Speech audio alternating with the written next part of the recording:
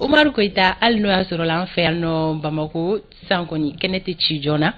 voilà en bela de lingon be soli ka bo dibi koro sabula ni jo fu kenaka ci ibena retard la ko ala ga kile heredi ani ala jo baga kile na bela jilima donc ibaru dale wakati sera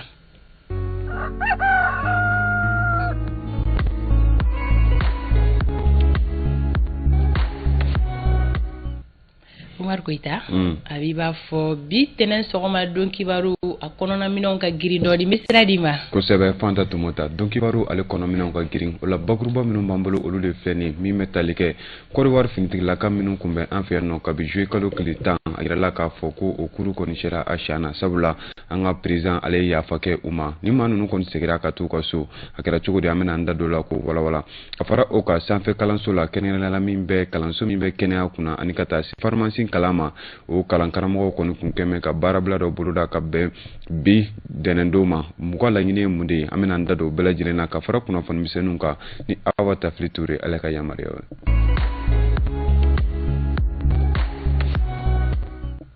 ka segi ka foli kurakura ka ɲɛsin an lamɛnbaaw bɛɛ lajɛlen ma minnu bɛ soli k'u sɔgɔna ɲorokaw fɛ yen ka se ɲɔnɔ ma jabali an b'u bɛɛ lajɛlen fo k'u bisimila an ka sɔgɔmada kunnafoni ale kɛnɛ kan fɛn min kɔni an ka jamana ɲɛmaa colonel Asimi Goita ale kɔni ye yafa kɛ Côte d'Ivoire finitigila ka 46 minnu kun bɛ yan nɔ ani ka taa se muso 3 min ni yafa kun kɛra olu ma k'olu bila ka taa kabi waati jan yafa kɔni kɛra nin maa ninnu bɛɛ lajɛlen ma ka bɛn jumadon ma o hukumu kɔnɔna na ni finitigilaka ninnu kɔni dira Côte d'Ivoire jamana ɲɛmaa ma ani ka taa se tugu ka minnu kun bɛ yen ni olu kun bɛ sigi ka fɔ cɛla bɛn na ani ɲɔgɔn cɛ olu ma ni finitigilaka ninnu kɔni sera u ka so o hukumu kɔnɔna na an ye kuma sɛmɛ maa caman na ko min bɛ tali kɛ politikimaaw la ka taa se jɛkulu ɲɛmaaw la ka se jamanadenw yɛrɛ ma olu hakilila kɛra mun de ye ni jamana ɲɛmaa ka nin hakilila in kan u ye min fɔ an ka ja an ka ɲɛmaadaw fɛ ko caman kɔfɛ fo o de k'a fɔ ko kunu anw ni Côte d'Ivoire ye kelen ye o hukumu kɔnɔna na k'a fɔ anw de kun bɛ yafa dɔn kunu kosɛbɛ n'o ye Mali ye olu b'an ka tarikuw la u b'an ka tabiyaw la kuru ka fuga k'a fɔ bi na o tɛ Mali ma dɔgɔya ye o tɛ Maliɲɛnw ma dɔgɔya ye an k'a fɔ ko bon anw bɛ yafa je pense ne ye nin ko in bila o hukumu de kɔnɔna na a bɛnna ne ma ne Paul parce que n'a ma dɔ fara an kan a tɛ dɔ bɔ anw na k'a fɔ an ye joli to an na ka nɔnɔ bɔ anw Maliɲɛnw an ka faamaw ani jamana wɛrɛw maa si tun tɛ fɛ an ka se nin yɔrɔ in na jugement ko la fo ka taa se ko grâce don Mali ye fɛn dɔw de laɲini dɔrɔn Ivoirien k'a dɔn k'a fɔ vraiment ko mɔgɔw donna an fɛ yan cogo min na u ma don sariya kɔnɔ donc Ivoirien ko o dɔn n'o y'u ka faamaw ye o ne hakili la grâce in kɔni ni ne b'a bila minɛn kɔnɔ ne b'a bila Togo président ale ka bonya ma segin minɛn de kɔnɔ Asimu ka nin bulali ka sɔrɔdasiw bula o ma bala na o de ka d'an ye a k'u bula n'i kɛra hɔrɔn ye i ye hɔrɔn baara kɛ n'i ye tiɲɛ sɔrɔ n'i y'a fɔ ko i t'a bula a i fana bɛ dɔ wɛrɛ ɲini hali Ala fɛ ni jɔ b'i bolo Ala yɛrɛ bɛ a bɛ cɛwa i kɔrɔ quoi jɔ bɛ Mali bolo Mali ka ɲi ka nin kɛ ko ne ma konta sɔrɔdasiw ko bilalen ne ma konta fewu mun hasilu don mɔgɔ ɲɛ minɛn ta kɛlɛkɛ minɛn ta ko bɛna partia kunci jamana kɔnɔ maa 40 ani maa 9 ni marifaw ko bɛna partia minɛ ka jamana ci ko ne ma konta jamana fila ni ɲɔgɔn cɛ bon balimaya b'an ni ɲɔgɔn cɛ sinjiya bɛ an ni ɲɔgɔn cɛ voilà donc a ka gɛlɛn ko ni koso ka don an ni ɲɔgɔn cɛ bon a bɛ sigi gɛlɛya quoi voilà donc alhamdulillah bon an b'o bɛɛ fo voilà minnu ye nin baara kɛ pour que bon an ka se grâce présidentielle ma voilà donc an b'o fo ka cɛsiri la min ye pour que ni jamana fila ka sigi ka o ka balimaya ka balimaya continuer voilà donc diplomatie classique bɛ yen mais diplomatie religieuse bɛ yen bon an ka laadakɔrɔw minnu ye chef dugutigi ni fɛnw ye bon olu fana ka diplomatie fana bɛ yen voilà bon n'o bɛɛ bɛ se ka fara ɲɔgɔn kan voilà ka kuma ɲɔgɔnya kɛ voilà pour que bon inchallah voilà ni jamana fila ko se ka ni problème se ka ban voilà pour que bon an ka continuer an ka baaraw fɛ an ka sinjiya fɛ c'est le plus important.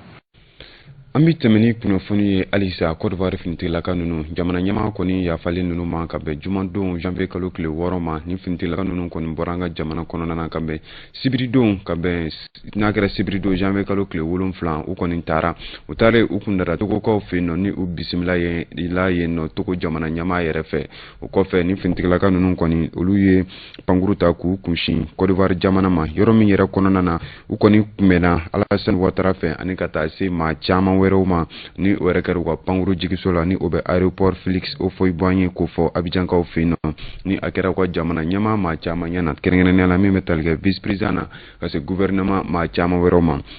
Alassane aleni manu nun koni ye nyon fo ko sebe aye foli kenere ta ka nyeshini manu nun mani fintigla ka nunu ma ka keni uye wala min mineni minke anga jamana kono na min yere kon tara fo kolo woro o nyogona katemeni kunnafoni alisa Côte d'Ivoire fintilaka olu kungo kibarula oni koni ale fana bora ka mani fintilaka nunu blali okumu kono na min betalike kenene la secrétaire général des Nations Unies Antonio Guterres ale koni foli kenene ta ka nyeshi Alassane Ouattara ma katemeni kuma min yere koni batake sebe min kalana Côte d'Ivoire teleso bala kabe nege kanye mugan watuma ale koni Antonio Guterres ay foli kenene ta ka nyeshi Alassane Ouattara ma ka sababu ke ko asira ka ni wale nunu kume chugumi ani sega wale oke kata ben ali sira fe chugumina Ambi temeni kunnafoni cogoyaw ye alisa min bɛ tali kɛ sanfɛ kalanso la kɛrɛnkɛrɛnnenya la minnu bɛ yen ni olu bɛ kɛnɛya kalan na ani ka taa se pharmacie kalan na ni a bɛ FAMOS ani FAPH olu ko fɔ olu kalankaramɔgɔw kɔni kun kɛmɛ ka babali ta bi ka bɛn bi janvier kalo tile 9 ma k'a yira k'a fɔ ko u kɔni na taa baarabila la ka sababu kɛ ko laɲini dɔ bɛ ni syndicat kulu ninnu bolo min bɛ taa laɲini 6 ɲɔgɔnna na ko ni olu kɔni ma taa bala ko u na taa grève la kɛrɛnkɛrɛnnenya la min bɛ tali kɛ u ka faculté yɔrɔ dɔw ni o bɛ minɛnko dɔw ko fɔ ka se k'olu ta bala ani ka taa se u ka secrétaire minnu bɛ facultéw la ka olu ka musakako dɔw bɛ yen nɔ ka se ka olu jateminɛ a ko mana kɛ cogo min na an ka kunnafoni tɔw la an n'an da don a la k'a walawala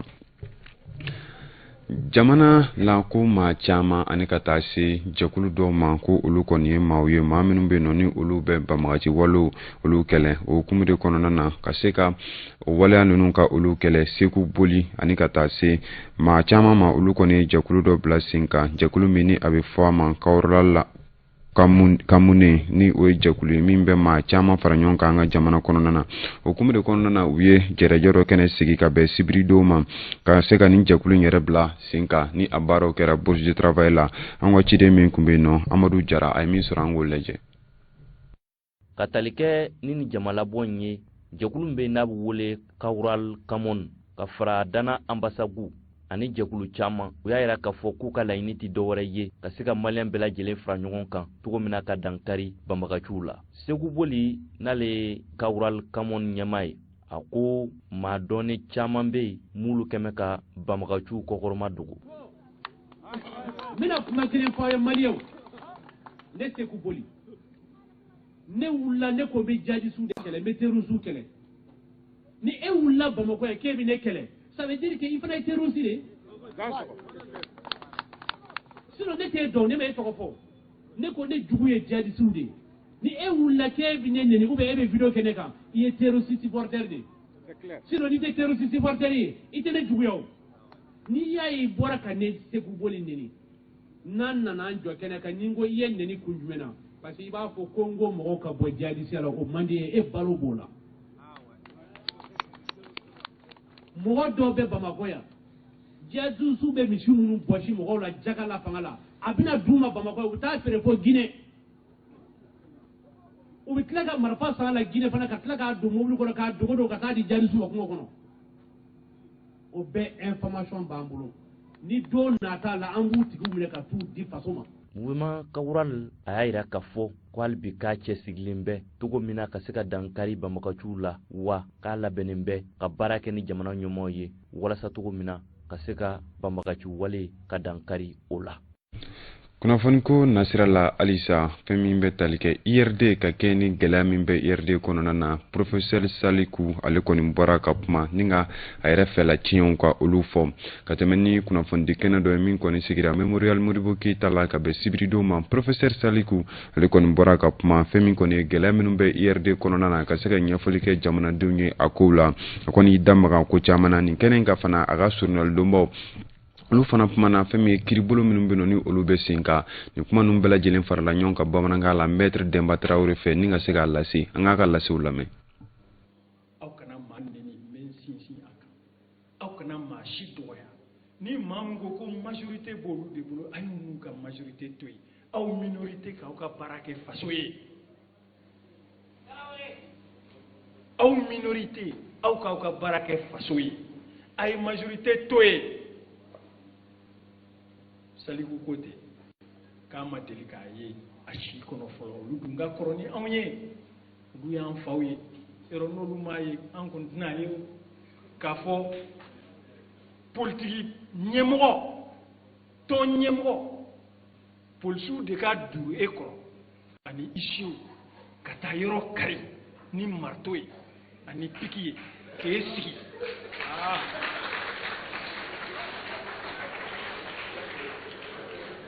ko siɲɛ fɔlɔ o siɲɛ fɔlɔ diɲɛ kɔnɔ an fɛ yan o bɛ kɛ IRD de la Sumela ka parti saya ye mɔnɛ ye dɛ nin yɔrɔ de la i b'a fɔ ko saya ye mɔnɛ mais Ala ye limaniya dan an ma ka Sumela ka fatuli kun an y'a kun